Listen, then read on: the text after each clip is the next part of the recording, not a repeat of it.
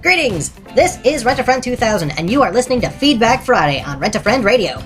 Today's feedback comes from a good friend of a good friend, which practically makes us family. But then, aren't we all just one big extended family? You bet we are, and that's why I stopped sending Christmas cards altogether. This letter comes from Austin from Texas. That is, his name is Austin. It's not from all of Austin, Texas. Or, I don't know, maybe it is. I got it on Facebook, and the email doesn't specify if he's representing only himself or the whole city. But I digress. Austin writes, I do indeed have a lot of questions. I guess I'll start with the big one. Is it true to say that evolution goes against one of the laws of thermodynamics, stating that order cannot come from chaos? Alright, let me pause here in his letter and reply. First off, the laws of thermodynamics are not as scary as they sound. Thermo means heat, and dynamics is motion, so it's the study of how heat gets around, and thereby how energy works with matter. The second law is defined in a lot of ways, but what he said is pretty spot on. The universe and every system in it is headed toward increasing entropy, meaning increasing disorder, and increasing percentage of unusable energy. When energy is used, some of it is always lost as heat, which is warming the universe as a whole, but forever after lost, and not able to be used to do anything. It's happening everywhere. It's the reason you have to clean your house on purpose when it gets dirty and disorganized without you trying. You have to do more and more work to keep your car going. Eventually, everything runs down and dies. To consider the kind of order that evolution requires is hard to express. Allow me to make a cheap metaphor. Imagine 1,000,000 Scrabble tiles with no letters on them. Somehow, a natural, unguided process is able to imprint the English alphabet on them. Pretend that can happen, because that's the easy part. Now imagine that somehow they're arranged into a sequence which spells out the directions for making a machine that reads Scrabble tiles, and uses the instructions for making machines that read Scrabble tiles to make more Scrabble tiles and more machines that read the instructions in the arranged tiles to make more machines to read the tiles. You get the idea. Oh, and now, somehow, the parts to make one of those machines come together by mere accidental chance, and starts to read the Scrabble tiles, following its instructions and building more tiles and tile-reading machines. I think this was the original plot for the Terminator movies. Double word score, baby. Yeah. Alright, between the DNA language and the machines that read it, and the machines that run even the simplest cell, the origin of life by evolutionary processes is so absurd, it's literally more far out than a tornado rummaging into a junkyard and assembling a functional 747.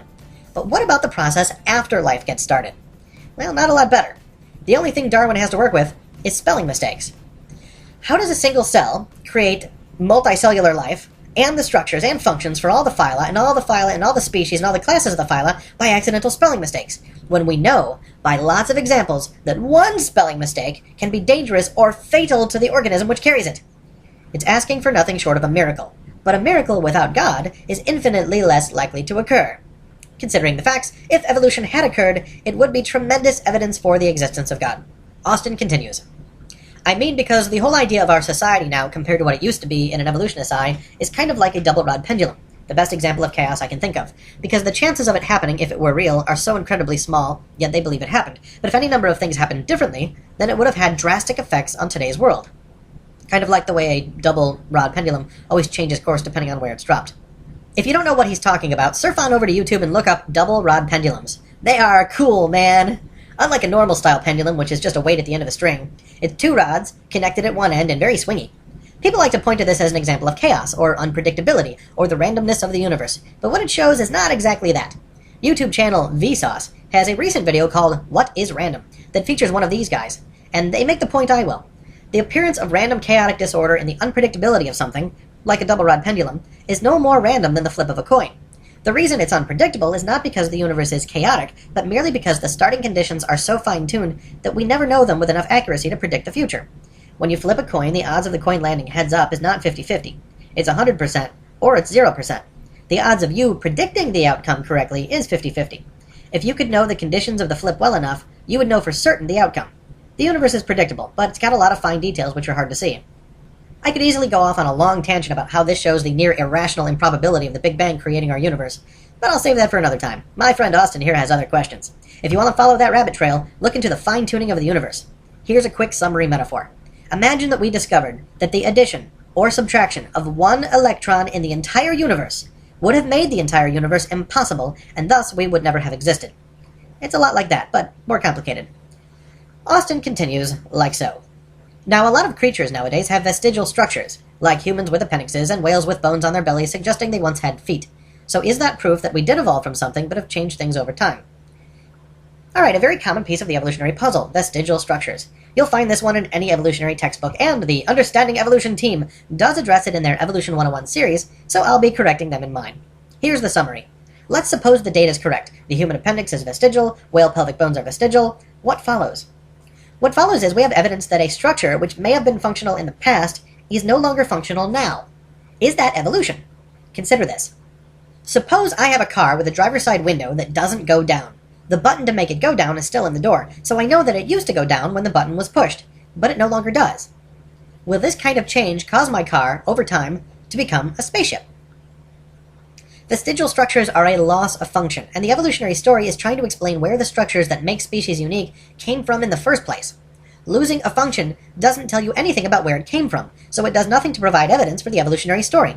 You can't add by subtracting. And you can't make a tree grow by cutting off limbs, and so vestigial structures fail to grow the evolutionary tree of life. But it gets worse for Uncle Chuck, because most of the alleged vestigial structures aren't actually vestigial. The appendix, for instance, serves as a safe house for the helpful bacteria which helps us digest food.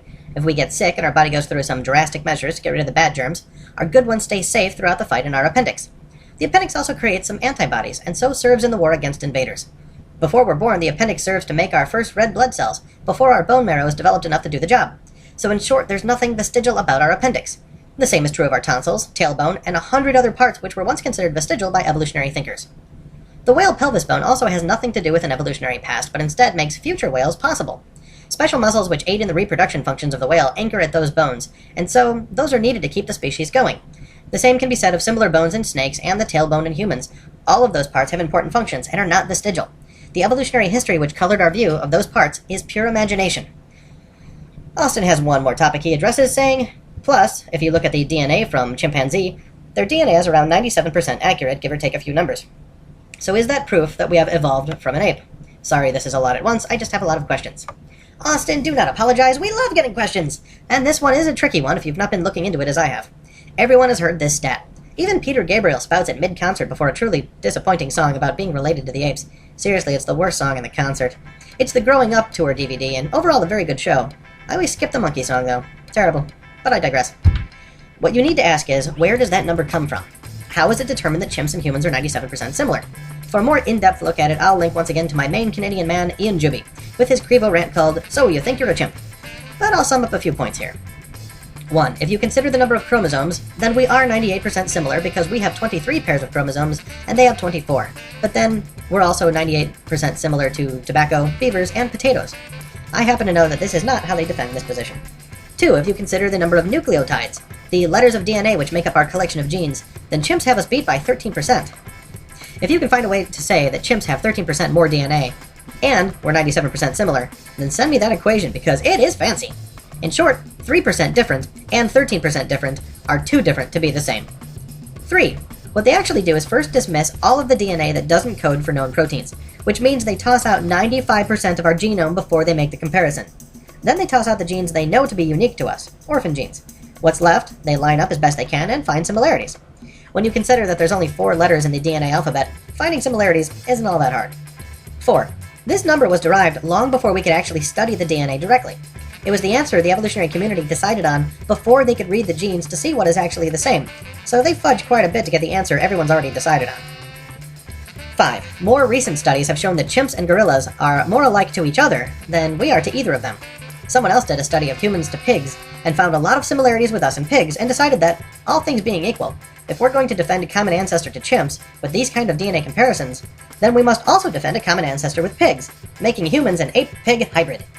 I think the social commentary and subsequent jokes that could be made are worth the time, but suffice it to say this data does nothing to bolster the evolutionary story as being true. In short, there is no ape-man ancestor, and there exists no evidence that there ever was, save some wishful thinking. I hope this helps, Austin, Texas. Remember, the story the Bible tells is that God made the earth and all the kinds of life on it within a single week, about 6,000 years ago.